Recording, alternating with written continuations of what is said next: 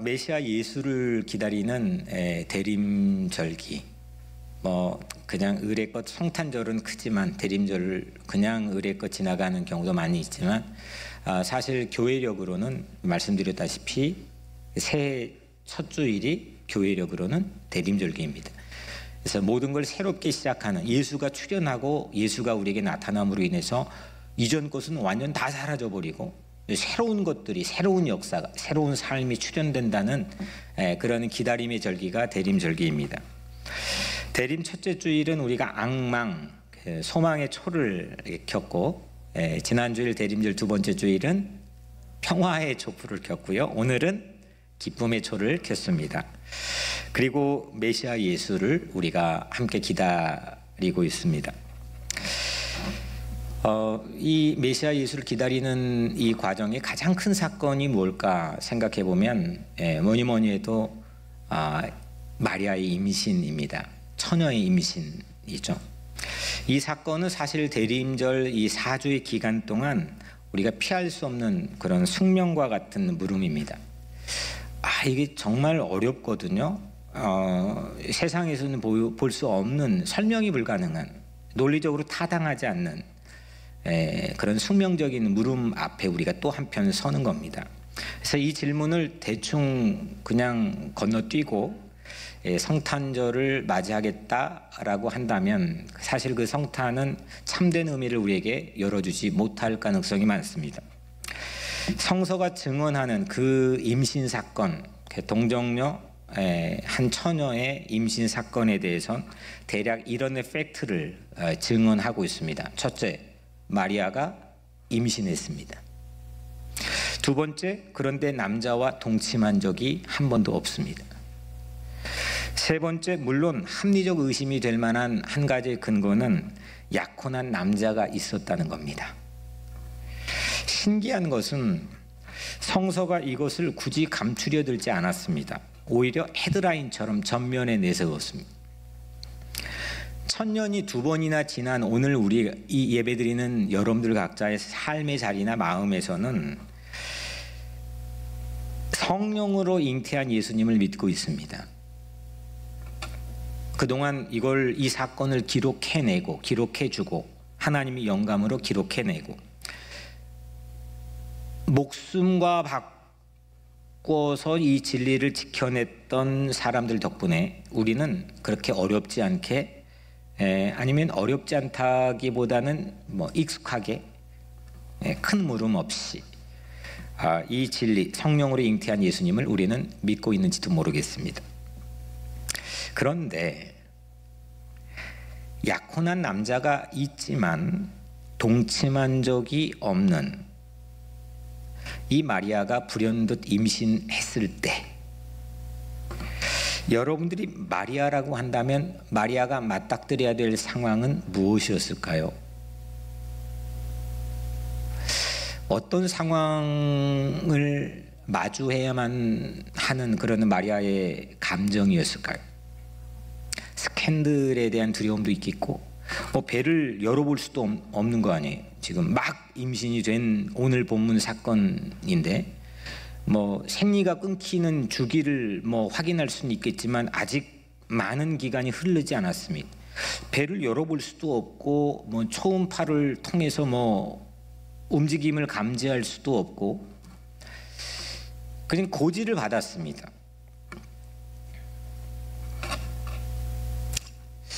상당한 두려움이 있었을 거라고 생각합니다. 오늘날은 사실 SNS를 통해서 이런 사건이 일어나면 더하면 더했지 못하지 않을 거라고 생각하지만, 당시에도 못지않게 이런 사건은 대중들에게 마치 야수의 욕망에 던져진 미끼와 같은 겁니다.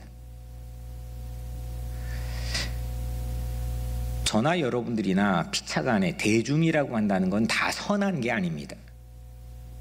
어쩔 때는 개인적으로, 어떨 때는 집단적으로 우리 안에 있는 욕망이 표출되어서 야수 같은 모습을 보일 때가 있습니다. 이걸 정치 안에 포퓰리즘이라고 하는 걸로 작동시킨다는 것도 있겠지만, 여하튼 이 땅에 사는 모든 사람들, 저나 여러분들이나 내가 가지고 있는 생각과 이게 욕망으로 포장돼 있는 그 야수들과 같은 그런, 그래서 그냥 확 미끼가 나오면 쉽게 내 감정대로 물어버리는, 그리고 헐뜯을 수도 있는, 비난할 수도 있는 그런 존재처럼, 그 미끼처럼 오늘 마리아가 탁 하고 세상에 던져져 있을지도 모르겠습니다. 서로 이게 그냥 풍문처럼 그치고 그냥 그렇게 들려지고 끝나는 상황이 될지라도 마리아가 충분히 자기의 상황을 입증할 수가 없다면 자칫 자기 삶의 끝장내버릴 그런 법적 근거도 당시의 성경에도, 오늘 우리의 성경에도 분명히 담겨 있습니다. 여러분이 마리아라면 어떻게 하겠습니까?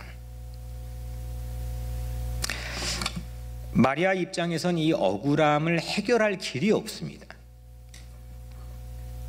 충분히 대중 기피증이 생길 만한 상황입니다. 그래서 혹자는 오늘 이 본문이 그 친척 세례 요한을 지금 임신하고 있는 엘리사벳 친척 집에 방문해서 부르게 된 노래인데,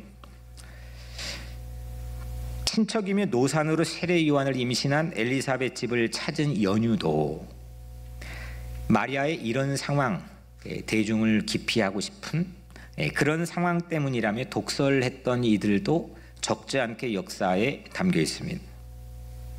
그만큼 만만치 않은 상황이라는 겁니다. 하지만 마리아는 10개월 임신 기간 동안 무려 3개월을 엘리사벳 이 집에 머물면서 오늘 본문의 노래를 창작하고 부르고 우리에게 전해주고 있습니다. 억울함이라고 하는 게 현실을 완전 집어삼켜버릴 수도 있고,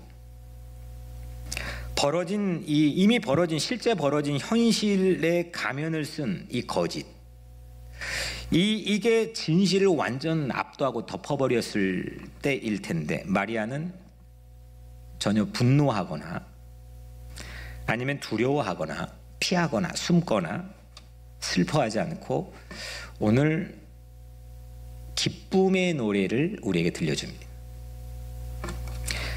내 마음이 하나님 내 구주를 기뻐하였음은 예사로 들려지지가 않습니다. 내 마음이 하나님 내 구주를 기뻐하였음은 마리아의 마음이, 마리아의 영이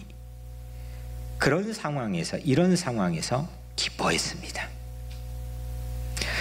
마리아의 이 노래는 그래서 요즘 말로 하면은 세계 빌보드 랭킹 1위를 몇 주 동안이나 밥 먹듯이 했던 BTS의 끝과도 비교가 안 될 정도로 1000년을 2번 지났는데도 그 기쁨의 농도가, 기쁨의 에너지가 사그러들지 않습니다.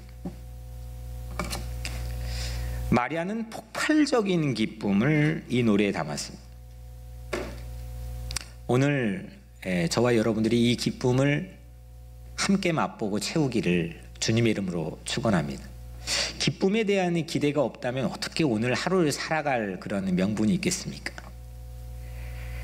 그냥 또 그렇겠지, 내일도 그렇겠지, 내 인생 그렇겠지, 그렇게 우리가 살아간다면 어떻게 우리가 삶이 정말 다이나믹하고 또 에너지가 넘치는 그런 삶을 살 수 있겠습니까?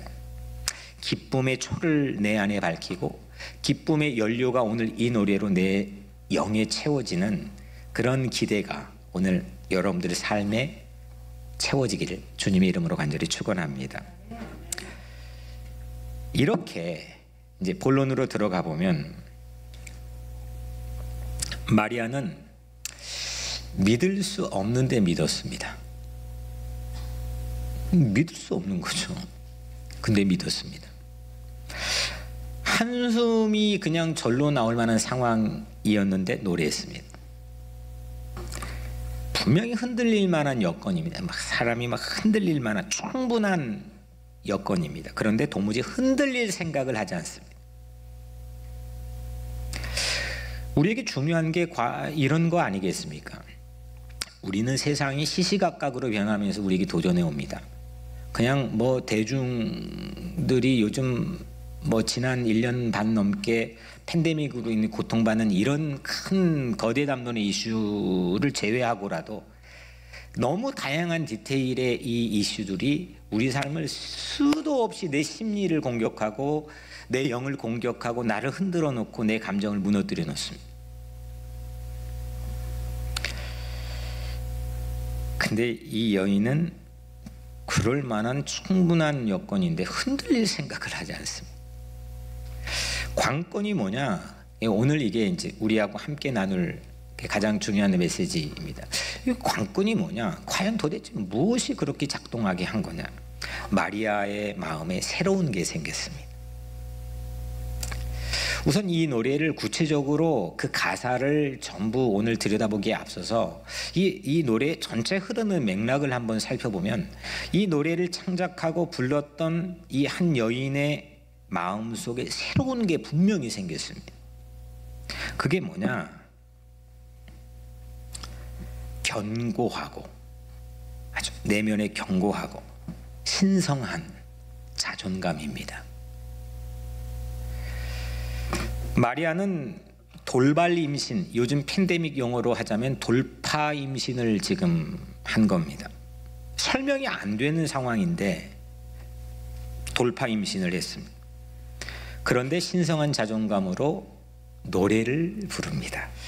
자신의 질펀한 형편에 얽매여서 자칫 소모적인 자격 시비로 빨려들 뻔할 수도 있었는데 거기에 절대 빨려들지 않았습니다.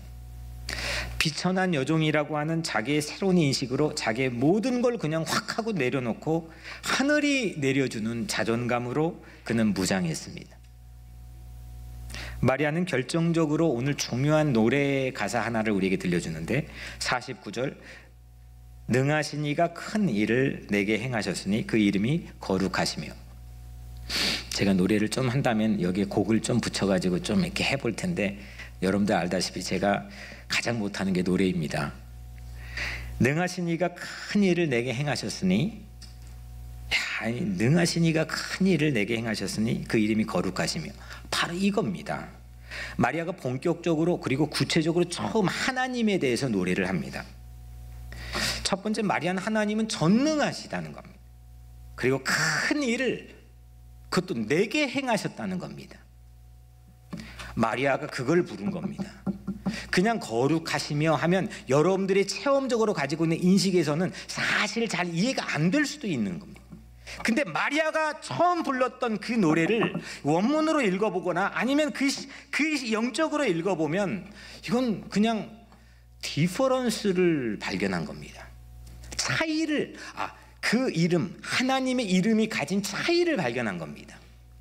세상에 수없이 많고 많은 이름들, 제국의 이름들, 제국이 섬기는 신들의 이름들이 어마어마하게 많이 있지만 거기에 아무리 섞어 나와라 나는 내게 처한 상황에 상관없이 그 알아챈다는 겁니다.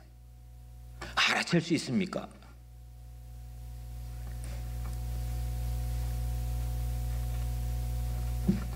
전능하신 하나님이 큰 일을 내게 행하셨기 때문에, 큰 일을 내게 행하셨기 때문에 하나님의 이름은 디퍼런스의 차이를 만들었고 마리아는 그 차이를 알아보기 시작했습니다. 어디에 섞여도 단박에 마리아는 알아봤습니다. 이것이 오늘 이 노래의 하이라이트입니다. 전능, 그 큰 일이 디퍼런스를 그 안에, 마리아 안에, 내면에 만들어낸 겁니다. 그래서 마리아는 메시아 예수가 그냥 단순히 이게 내 아들이냐 아니면 누구 아들이냐 그런 차원이 아닙니다. 메시아가 누군지를 알아보기 시작한 겁니다. 과연 그 큰일, 메시아가 이 땅에 오신 그 큰일이 여러분들 무엇입니까? 오늘 매우 구체적으로 마리아가 우리에게 노래 가사를 들려줍니다. 51절, 52절, 53절인 그의 팔로 힘을 보이사 마음이 생각이 교만한 자를 흩으셨고 권세 있는 자를 그 위에서 내리치셨습니다. 비천한 자를 높이셨고 줄이는 자를 배불리셨습니다. 부자는 빈손으로 보내셨도다. 하나님이 팔을 뻗으셨는데 이건 곧 메시아가 이 땅에, 예수가 이 땅에 오신다는 건데 그 팔의 힘은 마음이 생각이 교만한 자들을 다 흩으셨고, 뭘 흩습니까? 그 사람들은 어떻게 하면 함께 뭉쳐서 세상 자기의 욕망과 탐욕으로 살아볼까 늘 궁리하는 그 집단들인데 어떻게 흩습니까? 근데 예수가 이 땅에 옴으로 인해서 전부 다 흩어지고, 전부 다 그 악이 만천하에 공개가 되고, 그리고 권세 있는 자들을 내리쳤고, 반면에 비천한 자들을 높이셨고, 굶주린 사람들이 배불릴 잔치상에 앉게 되었다는 겁니다. 이거를, 이 디퍼런스를 알아챈 겁니다, 마리아가. 야멸 찾는 부자들이 냉대를 당하고 허기진 가난한 사람들이 도리어 환대를 그 메시아를 통해서 받습니다. 공의와 사랑이 큰 일이 디퍼런스를 만들어냈습니다. 세상에 나가보십시오. 사랑을 지키려다가 공의를 잃어버리고, 공의를 지키려다가 사랑을 잃어버립니다. 이 두 가지의 수레바퀴가 밸런스를 균형 있게 한 치의 오차도 없이 맞는 경우를 못 봅니다. 이 문명이 끊임없이 바뀌어도 세상은 끊임없이 거기에 대한 목마름과 부족과 결핍을 보여줍니다. 메시아 예수가 이 땅에 오시는 가장 큰 의미는 이 사랑과 공의, 하나님의 가장 커다란 품성인 이 큰 일이 이 땅에 예수를 통해서 디퍼런스를, 차이를 만들어낸다는 것. 마리아가 그 디퍼런스, 차이를 알아냈습니다. 알아봅니다. 사랑과 공의의 그 유로집인 메시아 예수, 지난주에 말씀했던 그 바보 입안에 나와 있던 유로집이, 바보 같으신 예수, 세상에 멸시받는 예수, 세상이 알아먹지 못하는 예수, 그 예수를 이 마리아는 품고, 그리고 기쁨을 마음껏 누렸습니다. 여러분들에게 큰 일은 무엇입니까? 지금 한번 여러분들의 가장 큰 비즈니스는 무엇입니까? 여러분들의 삶의 가장 우선적인 큰 일, 과거건 현재건 내일이건 무엇입니까? 지금 메시아 예수의 탄생이 큰 일임은 누구도 부인하지 않습니다. 좀 전에 서두에 말씀드렸던 것처럼 그걸 기록해낸 분들, 그리고 그거를 자기 목숨과 바꿔가며 수없이 그 진리를 지켜냈던 분들을 덕분에 우리는 그게 큰 일이라는 걸 부인하지 못합니다. 때로는 그거 자체, 그 교리 자체가 지나치게 2000년 동안 채색되고 왜곡되고 변질되어서 오늘날 그 큰일이 뭔지를 제대로 보지 못하는 영적인 생명들이 아주 많이 있는지도 모르겠습니다. 본래 원초적인, 역사적인, 본래 이 땅에 처음 오셨던 그 메시아 예수를 우리는 과연 알아볼 수 있느냐 이겁니다. 당시의 풍경은 우리가 마주하는 성탄과, 우리가 큰 일이라고 자신 있게 이야기할 수 있는 성탄과 당시의 첫 번째 풍경은 전혀 딴판일 가능성이 매우 높습니다. 실은 정확히 말하면 누구도 알아채지 못했습니다. 받아들일 수가 없었습니다. 유대인들은 이사야 53장, 제가 오늘 콜투50 예배 부름 때 여러분들에게 다 읽어드린 이사야 53장, 고난받는 종으로 고지된 메시아 예언은 유대인들이 당시에도 지금도 닳고 다를 정도로 외웠던, 암송했던 말씀입니다. 지금도 그 아우슈비츠 수용소에서 그런 기록도 벽면에 있죠. 그들이 거기서 버텨낼 수 있었던 가장 큰 힘은 예수를 메시아로 생각하지 않고 우리에게 오실 메시아에 대한 그 고대와 희망의 힘이 그들을 버텨내게 했습니다. 그만큼 그들은 닳고 다를 정도로 알고 있던 말씀입니다. 고난받는 종, 고난받는 메시아에 대한 말씀. 그런데 예수가 실제 메시아가 이 땅에 오셨을 때 그 암송은 그들에게 무용지물이었습니다. 알아채지 못했습니다. 받아들일 수도 없었습니다. 고작 성경에 소개되는 건 마태복음과 누가복음 두 그룹뿐입니다. 들판의 목자들과 저 이방인이었던 동쪽의 천문학자들, 동방박사들, 이 두 그룹만 그거를 알아챘습니다. 그 디퍼런스의 차이를 알아봤습니다. 막 섞어놔도, 베들람 저 골짜기에 그냥 넣어놔도 그걸 알아보는 사람은 고작 두 그룹이었습니다. 마리아가 몸을 풀어야 하는 때인데 막 익히 배가 나와가지고 지금 진통 산통이 막 해가지고 곧 나올 것 같은 순간이 모두 다 자기 집에 문조차 열어주지 않았습니다. 알아먹지 못했습니다. 대중들은 무심했습니다. 여러분들은 무심한 것만큼 메시아를 지나치기 쉬운 함정도 없다 생각합니다. 대충 아는 거, 익숙함, 그러면서 무심함, 이게 대중들이 가지고 있는 속성이거든요. 이것만큼 실제 메시아를 우리가 환대하지 못하고 그냥 지나치기 쉬운 함정도 없다고 생각합니다. 심지어 문 열어준 유일한 집, 그 집조차도 뜨끈뜨끈한 방도 아니었고 웬만한 그런 도구들이 갖추어진 분만실 전혀 아니었습니다. 당시 역사의 기록에 의하면 민중들의 봉기를 진압하려는 그 베들레헴에 로마 제국이 군마들을 훈련하는 그 마구간이었습니다. 도리어 폭력과 혐오와 상처와 트라우마의 상징이었습니다. 헤롯 왕은 걸리적거리는 모든 암초의 싹은 전부 다 잘라낼 요량으로 살해하려고 했습니다. 메시아를. 모두 다 하나님의 이름이 구별되고 그 디퍼런스의 차이를 전부 다 알아채지 못했습니다. 저나 여러분들은 알아챌 수 있습니까? 매우 심각한 이 대림절개, 우리에게 다가오는 도전입니다. 오늘 마리아는 그걸 보여준 겁니다. 그 큰 일이 자기 안에 새로운 신성한 자존감을 만들어냈습니다.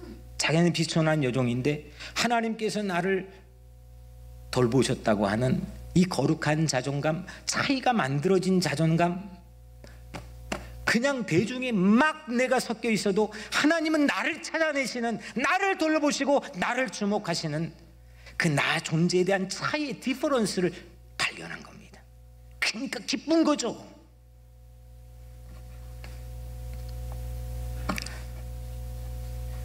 이런 상황에서 일촉즉발 분만이 눈앞인 마리아에게 오늘 이 기쁨이 예산일일까요? 그냥 평범한 일일까요? 무심히 우리가 지나칠 그냥 한 절기 읽을 본문의 구절밖에 안 되는 걸까요? 여러분들은 기뻐합니까? 여러분들의 마음속에 채워진 기쁨은 무엇입니까? 그 정체는 무엇입니까? 이 자본주의 사회에서 돈으로 구매한 겁니까? 찰나적인 겁니까? 순간적인 겁니까? 늘 거기에 허덕거리고 있습니까? 마리아에게 채워진 위로부터 오는 기쁨을 사모하기를 주의 이름으로 축복합니다. 여러분들의 삶을 통해, 여러분들의 위장을 통해, 여러분들의 눈길을 통해 내 자녀들에게, 내 가족에게, 내 주변에게 그게 흘러넘치게 되기를 주의 이름으로 축복합니다. 마리아는 절대로 자신의 임신을, 여러분들은 다 기뻐할지 모르지만, 여러분들은 기쁘다고 오셨네 막 불러댈지 모르겠지만, 마리아는 그런 자신의 임신을 기뻐할 상황이 절대 아니었습니다. 이런 상황을 그렇다고 자기가 이겨냈다, 뚫고 나왔다, 그 자신의 인내력을, 자신의 믿음을 가지고 기뻐한 구석이 전혀 없습니다. 자기가 기도했다고 조금도 그런 것 때문에 기뻐한 게 아닙니다. 마리아는 뭘 기뻐했느냐? 오늘 말씀의 제목처럼 구주를 기뻐했습니다. Savior, 구원자, 메시아, 그리스도, 결국 살려낸 분, 살려내실 분, 그분 때문에 기뻐했습니다. 나를 다시 부활케 할, 먹이면서 억지로 깡을 부리면서 거기 살아남게 된 생존하는 그것 때문에 기뻐하는 게 아니라 나를 어떤 사망과 악의 권세도 뚫고 다시 부활하게 하는 그 구주를 기뻐했습니다. 이게 대림의 핵심입니다. 구주를 기뻐하는 겁니다. 구주를 기뻐하는, 기쁨은 오직 구주에게서 옵니다. 나를 살려내실 분에게서 옵니다.